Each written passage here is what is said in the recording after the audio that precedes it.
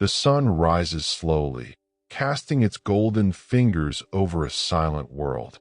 There's a moment, fragile, yet eternal, when the earth seems to hold its breath. In that stillness, before the noise of the day takes over, you feel it. That quiet ache, that heaviness behind your ribs, the feeling that the world is demanding too much from you. Again, you've walked long roads with no one beside you. You've tasted the bitterness of disappointment and the silent sting of being misunderstood. You've carried dreams that cracked under their own weight, promises that never arrived, and battles no one else saw. And yet, here you are, still standing, still breathing. There's a kind of strength that doesn't shout. It doesn't boast or seek applause. It exists in the simple act of showing up, of enduring, of whispering to oneself, just one more step. Seneca once wrote, "Sometimes even to live is an act of courage." This is not a motivational slogan.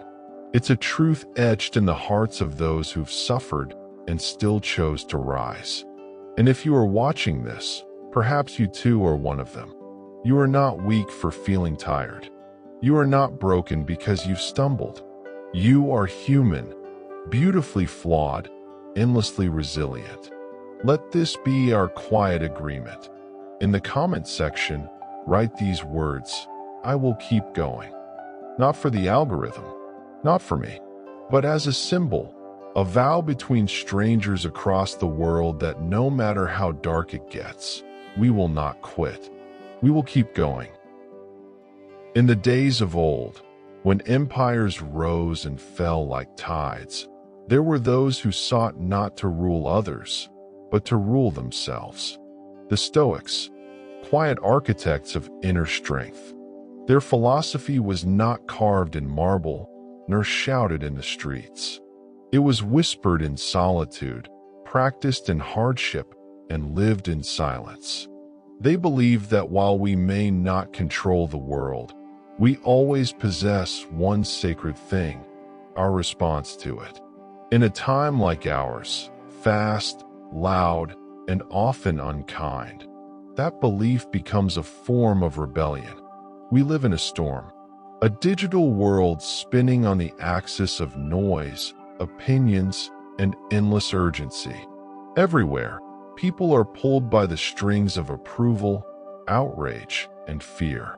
The external world has become a tyrant, feeding off our attention, hijacking our emotions, and dictating our sense of worth.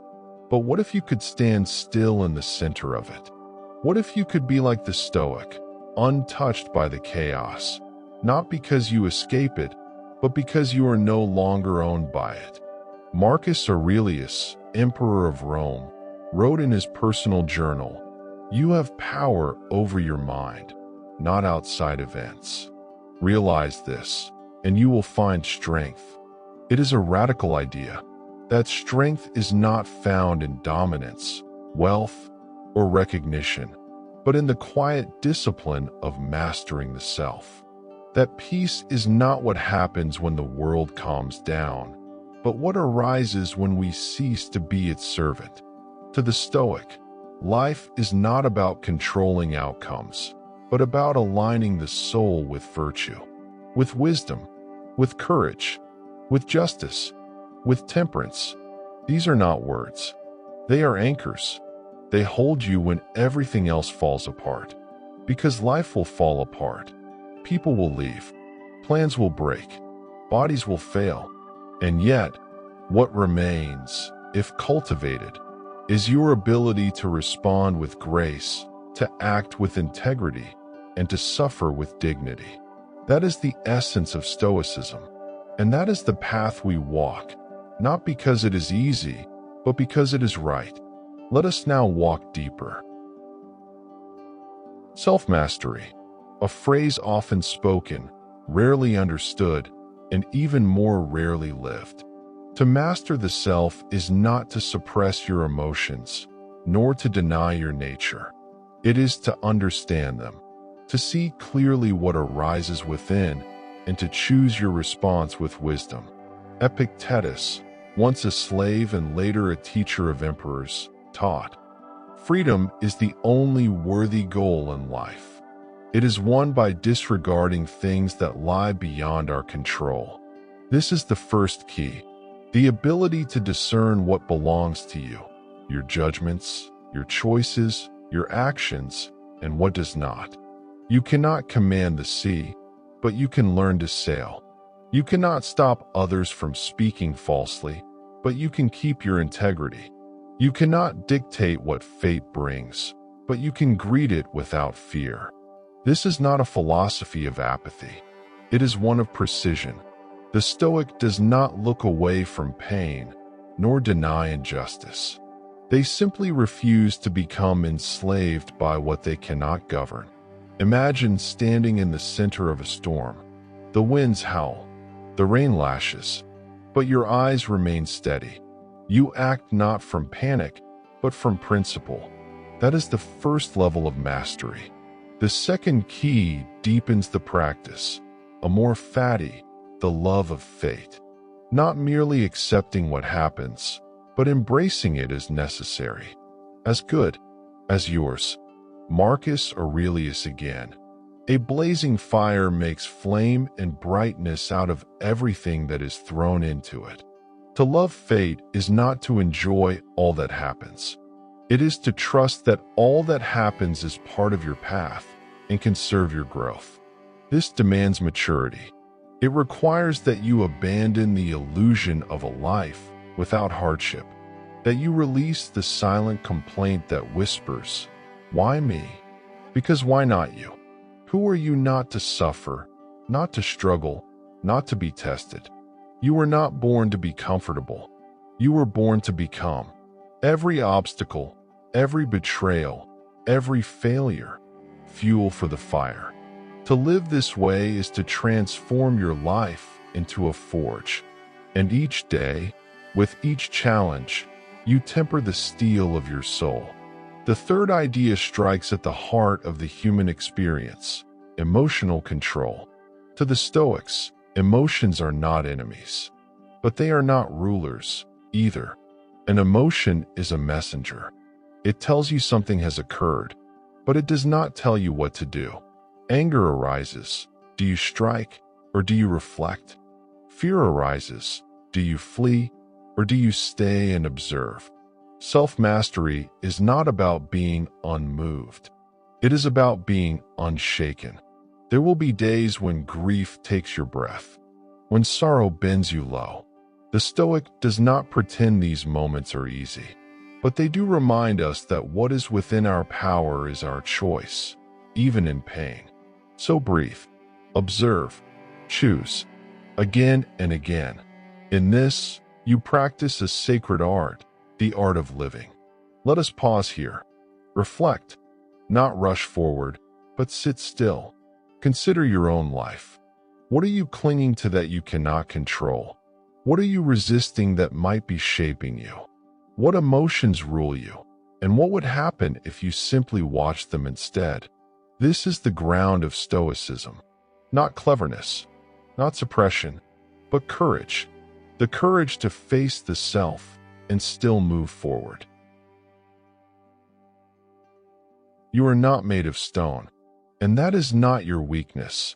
It is your proof of life. Even the Stoics, these paragons of discipline and resolve, did not deny their sorrow. Marcus Aurelius wept for his children. Seneca knew the pain of exile. Epictetus lived in chains.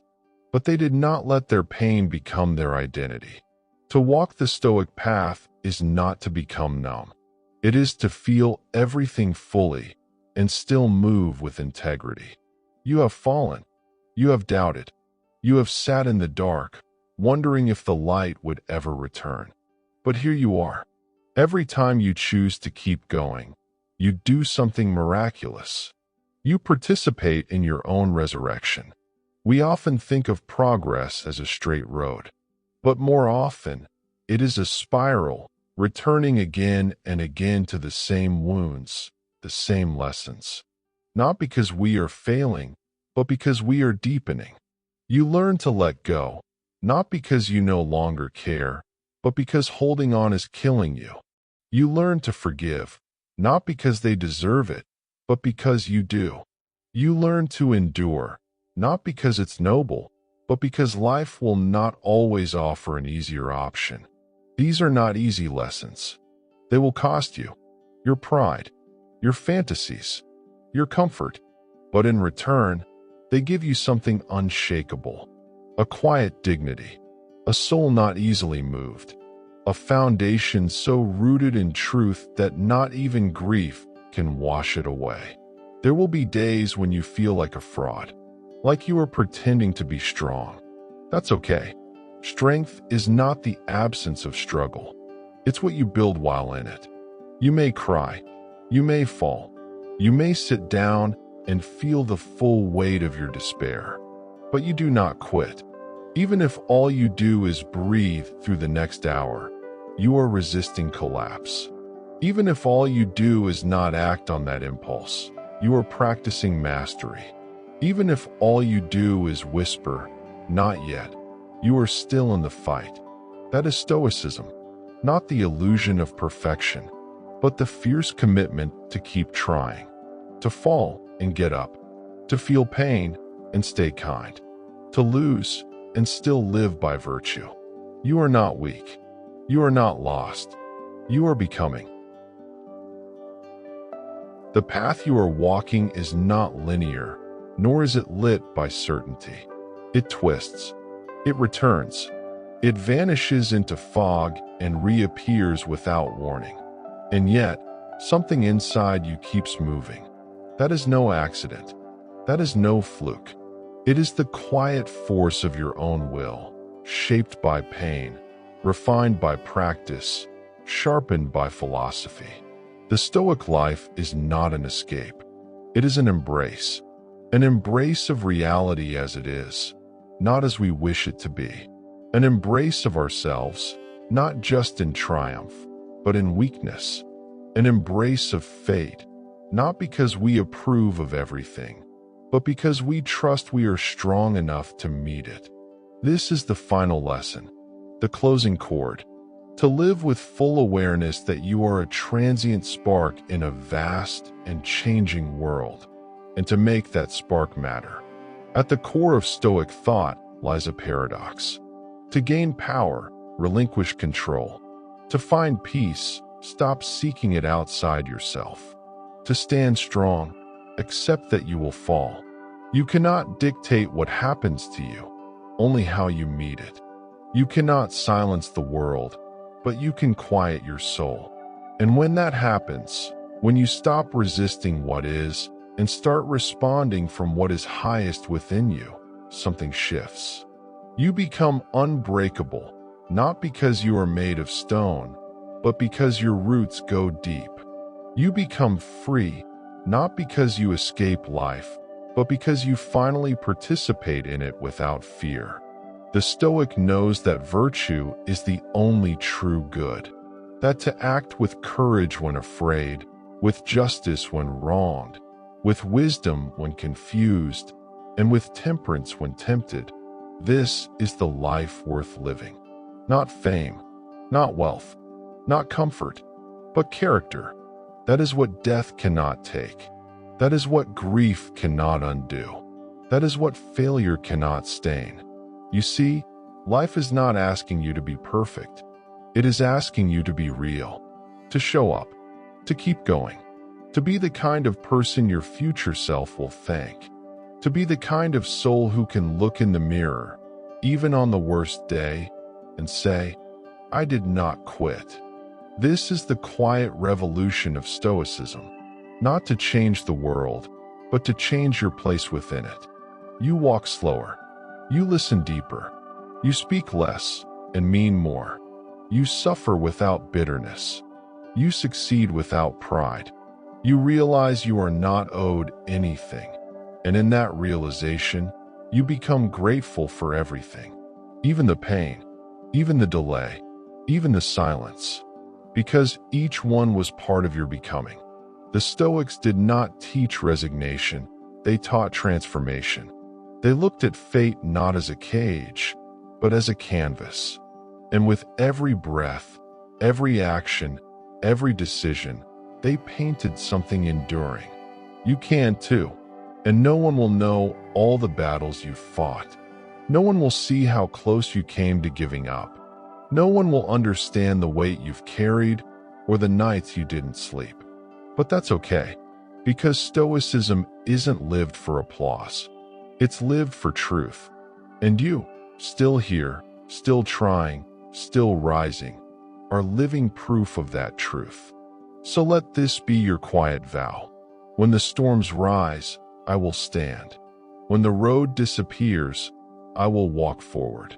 When I fail, I will begin again. When I fear, I will breathe. When I hurt, I will endure. When I want to quit, I will remember who I am. I will keep going, not because I must, but because I can. Because I am not just a body in the world, I am a soul in motion. And that soul is learning how to live. This is Stoicism. This is the path, not a straight line, not a golden road, but a narrow, quiet, and sacred one. And you are on it. In the stillness, we are reminded of the quiet, enduring force that exists within us all. Here, in this moment, there is nothing to prove.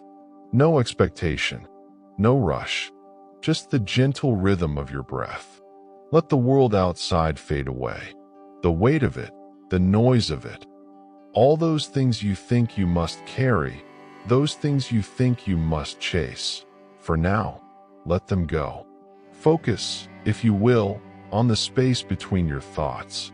In that space, there is peace, a stillness that exists not because the world has paused, but because you have chosen to be still within it. Take a breath, slow, deep. Feel it fill your lungs. Feel the calm that settles inside with every exhale. Not forced, just gentle, just natural. In this breath, you are reminded of the simplicity of life, the simplicity of being, the simplicity of the present. The storms will come, they always do. The days will darken, the winds will howl, and the waves will crash against you. But here, in this moment, you are reminded that you have everything you need. You have the ability to stay steady, to remain unmoved, even as life shifts. You have the power to center yourself again and again when everything else is uncertain. Think for a moment about the resilience you've already shown. The times you've stumbled and stood again. The times you've felt the weight of the world but found a way to breathe through it. Those moments are your victories. They are the strength that lives within you, unseen but constant. Like the roots of an old tree, buried deep beneath the surface, unseen yet holding steady as the seasons change. There is beauty in this quiet strength, a strength that grows not from effort, but from surrender. The surrender to what is. The acceptance that, while you cannot control the world around you, you can always choose your response. And so, as you sit here, breathing gently, feel a profound sense of calm wash over you. The world, for now, has no demands, no expectations. You do not need to prove anything. You do not need to chase anything. You are here, in this moment, just as you are. And that is enough. In silence, you come to know that there is nothing more powerful than a quiet mind. A mind that no longer seeks the approval of the world, but is content in its own stillness. And with this stillness, there is peace. And so we find ourselves here, at the edge of this reflection. The journey we've begun together today is not one that ends in a single breath. It is a path, a continuous unfolding of strength, wisdom, and grace. It is easy to look at this moment, to feel a fleeting sense of peace, and think that it is enough. But remember, this journey is not meant to be rushed. It is meant to be lived every moment with patience, with intention. The beauty of Stoic philosophy is not in the words we speak or the wisdom we read. It is in how we embody it, in how we live it, in how we return to stillness in the midst of chaos, and how we choose to keep going day by day. If you feel that this message resonates with you, if you sense that there is a deeper, quieter strength within you, know that this journey is not just a one-time encounter. It is a lifelong exploration, one that you are already a part of. The path ahead may not always be easy. There will be days when the storm feels too heavy, when the silence feels too deep, when the weight of the world presses too hard. But remember this, you are not alone. In every choice you make, in every moment you pause to breathe, in every step you take toward inner peace, you are walking this path with others, across time, across space, across the world. If you feel called to continue this journey, to dive deeper into these reflections, to explore more Stoic wisdom, I invite you to join this community. Subscribe, not for numbers, not for accolades, but to make a quiet commitment to yourself, to continue the journey of inner peace and strength. There is so much more to discover, so much more to unfold. And as you move forward, remember, this is not about perfection. It is not about finding the right answers. It is about finding peace in the questions, finding strength in the process, finding joy in the journey. Let this be your reminder, your invitation to keep walking, to keep growing, and to keep seeking the stillness that lies within. Thank you for being here, for being part of this journey. You are not just a viewer, you are a fellow traveler. And together, we will keep going.